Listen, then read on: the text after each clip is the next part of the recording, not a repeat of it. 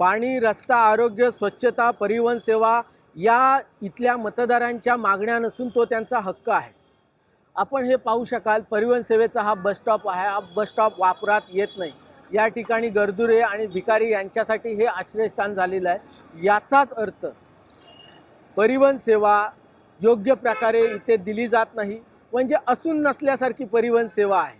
हा एकमेव प्रकल्प आहे जो हितेंद्र ठाकूर यांच्या संकल्पनेतला आहे आणि तो पूर्णतः फेल आहे।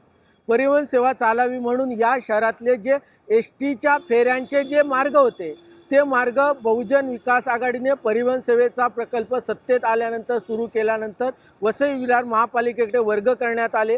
प्रत्यक्षात परिवहन सेवा असून नसल्यासारखी ती कागदावर आहे, ठेकेदाराच्या सोयीसाठी चालवली जाते। अशा प्रकारे शहरातले सर्वच बस स्टॉप फक्त भंगारवाल्यांसाठी, गरजुल्यांसाठी, भिकाऱ्यांसाठी आश्रयस्थान बनलेले आहेत।